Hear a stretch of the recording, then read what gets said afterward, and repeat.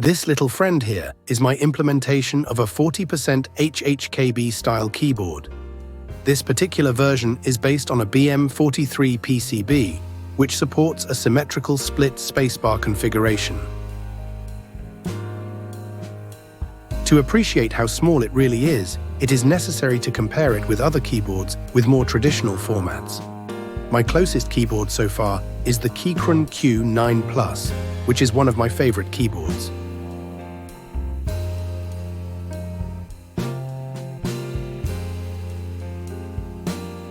This PCB was sitting in a box for a long time, waiting to see what interesting thing I could do with it, mainly thinking of putting together a small staggered layout keyboard, but not just a mere decoration, something actually functional.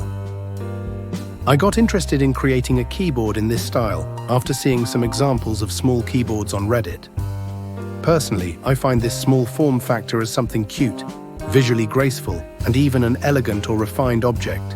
At some point, I had the idea of making this keyboard as if it were a luxurious miniature box made of some exotic wood or something like a fine piece of furniture for modern tastes. With that in mind, I tried to make a keyboard that looked stylish, yet still captured the popular and quite functional essence of the HHKB.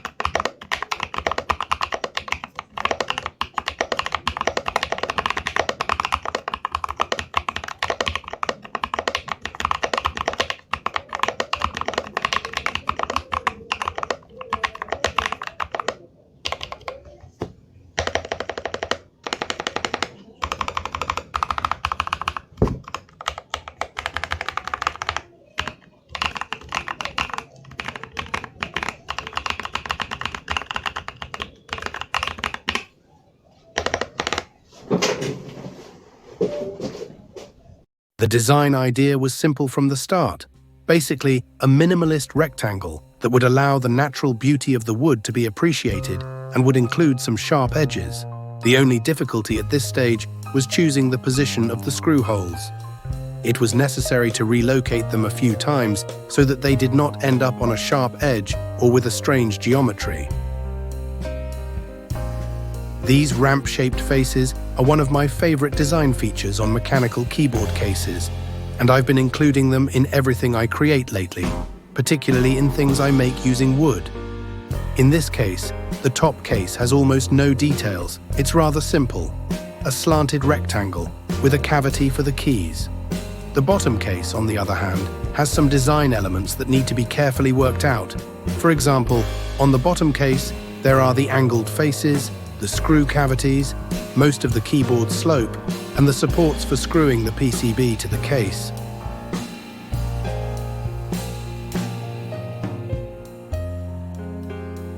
Looking back while putting together this video, I remember that the initial idea when buying this PCB, which, by the way, I bought it to experiment with, was to make a one-piece case. But to make a HHKB style, I would have to cut the lower end keys off the PCB. This idea seemed a bit rough or inelegant to me at the time, so I decided to make a two-part case. I thought that this idea, besides being inelegant, was not very repeatable if I wanted to make a second or third similar keyboard, or if this keyboard needed a PCB change.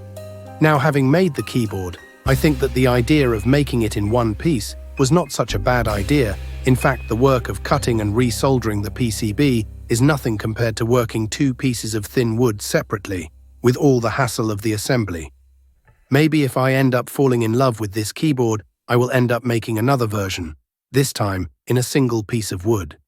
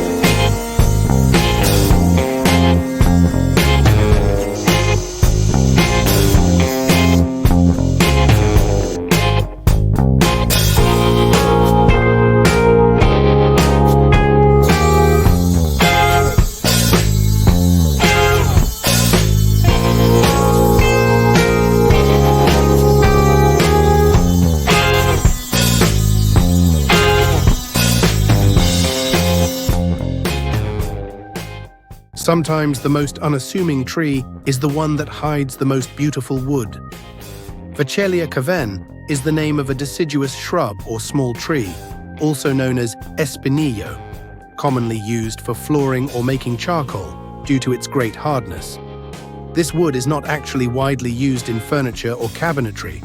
Since it comes from a small tree, it cannot be found in long planks, and being so hard, it is not easy to work. Having said that, the natural grain of the wood is truly beautiful. It has marked contrasts between dark brown and reddish veins, and to the touch, it is soft and cold.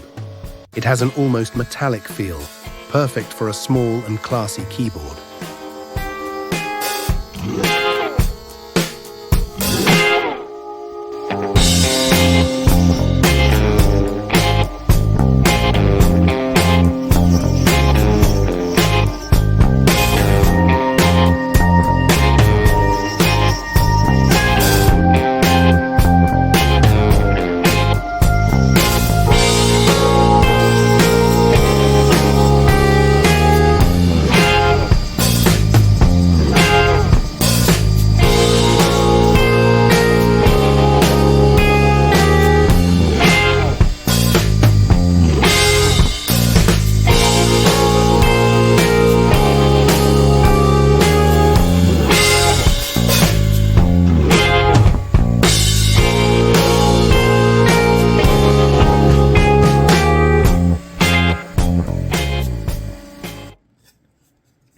The bottom of the case turned out to be quite a bit thinner than I had initially planned. Screwing the PCB directly to the wood would have ended in a fragile and unreliable mounting. What I did to have a strong mount of the PCB to the case was to glue M2 nuts of the appropriate length with epoxy. This solution, although not the most elegant, is reliable and durable.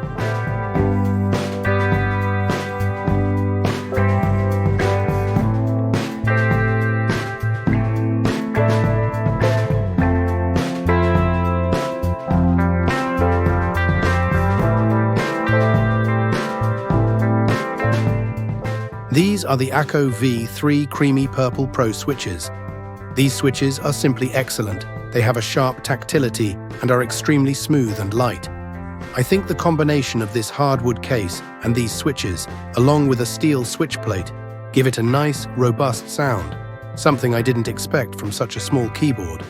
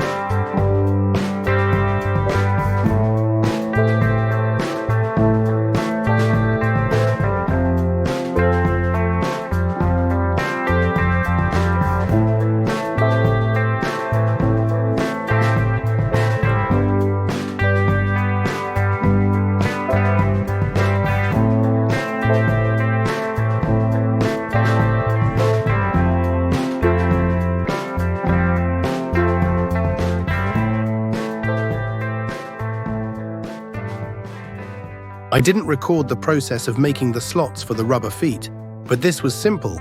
I didn't even make a G-code program for it. These feet are 12 millimeters by 5 millimeters, and the slots are 0.5 millimeters deep. With this keycap set, the color of the rubber feet was fine, but I'm currently using the first keycap set shown in the video, and I've changed the rubber feet to black ones.